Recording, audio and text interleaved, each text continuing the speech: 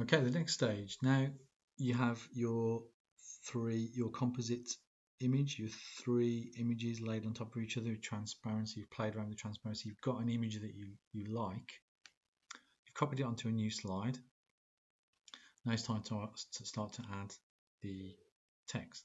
So we're going to get the text from the Public Theatre website.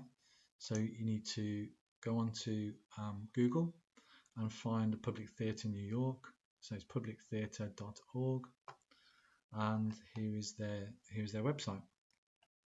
So rather than generate our own text, we're going to copy and paste the text from the website. And all I've done is used the information about the shows that are on at the theatre and various other information from their kind of home page.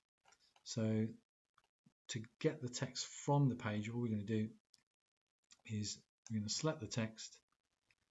Okay, we're not going to go to learn more or any of the images, we're just going to use the text that's here. And Control C, you're going to copy it. Control C, or you could right click and copy, but Control C is easier.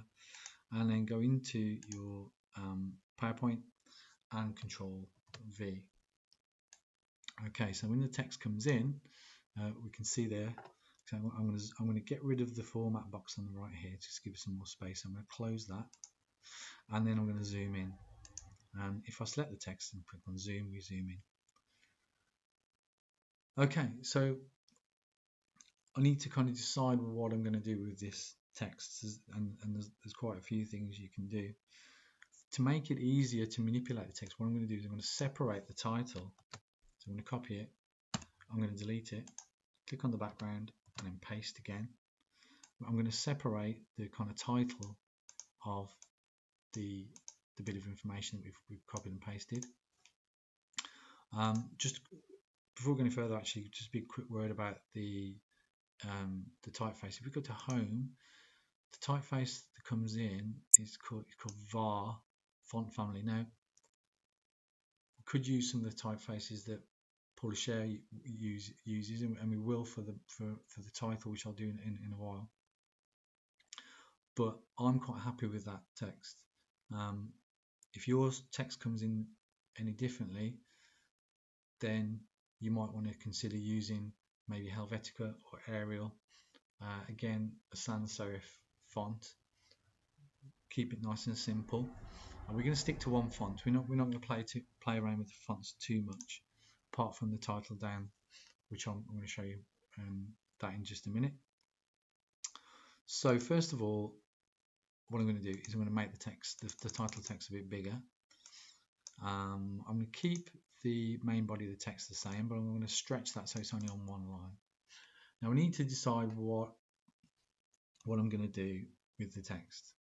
Okay. The first thing we're going to do actually is put the title in. So if I go to Insert, Text Box, and our title is just going to be Public Theatre. Now we spell theatre wrong, differently to the Americans, but we're going to use the English spelling. And I'm just going to, the way I usually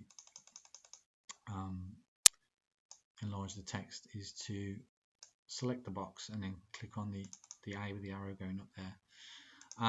The font that she used, if I just go back and check, go back to my, I need to go back to my image here that I created, is Gothic, but we're going to use Gothic number 13 BT. So if we go back to there, so Gothic, so we're going to look for G, so I'm going to scroll down, and there's a number of Gothic fonts we've got available to us in PowerPoint. Gothic 821, is that the one? Yeah, so Gothic number 13 BT. Now you can see that's quite a nice bold text. You can see that if we go back to the defunct images, that's the font that she used on the larger, the bolder text for the titles. Now it's up to you how you lay this out. You could put it at the top here, It could be on two separate lines, it could be on the same line. Obviously, to get it to fit, you'll have to make it smaller, so you might want to do it at the top. It's completely up to you. You could do it, you could spin it around and have it down the side here. I chose to spin it round and put it down the side on the left. So I've aligned it to the left hand side of the page. I've made it quite big, too big really. And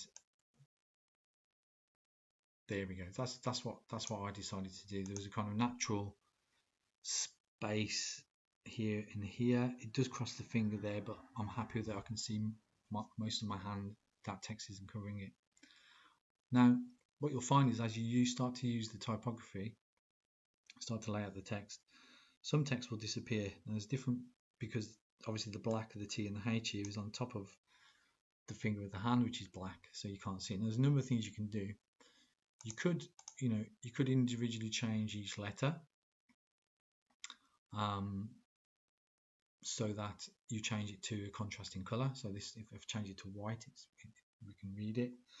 I decided to take the word the public theatre out of the word theatre.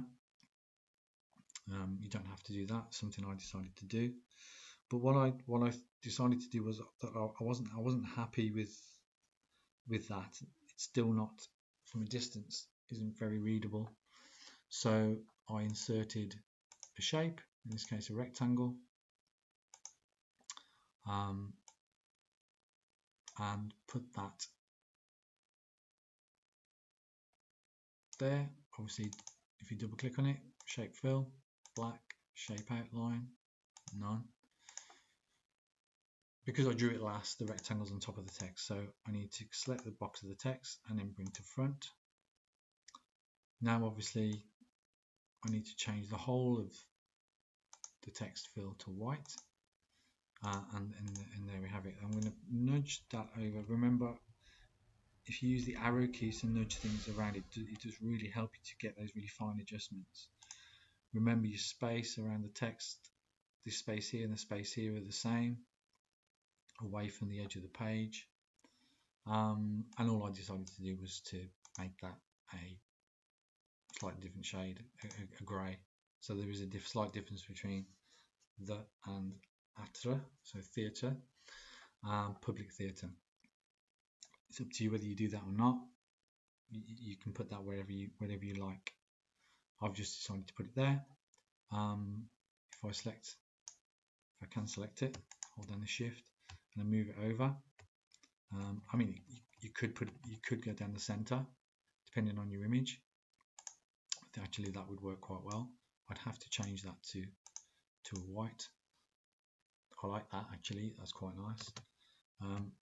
Or obviously the other thing you can do is, I need to take the box with it, is to, I'm going to put it on the right hand side. This time I'm not going to put it to the edge. The text isn't going to go straight right to the edge, and that works okay. You can still read the word public even though it's had a fake background. Yeah, that's fine. Okay, I'm actually going to go back to the center. I quite like that. Now obviously that changes the layout completely to my example, but we'll go with that anyway.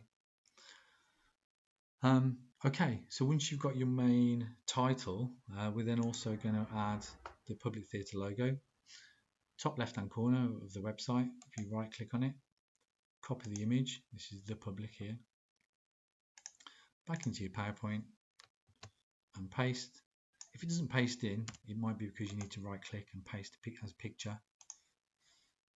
And then I can make that smaller and put it in the bottom right hand corner. I'm going to put my logo in the bottom right hand corner. Usually the logo on a poster would probably appear there.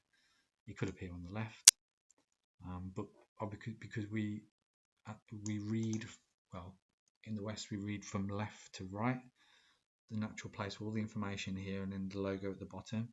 You could put the logo at the top, but I think that layout works well with the horizontal line here and the vertical line of my my title in the centre there. Okay, so let's start doing something with the text. So that's the next stage, is to start to work with the individual text that we're going to put on our post, the information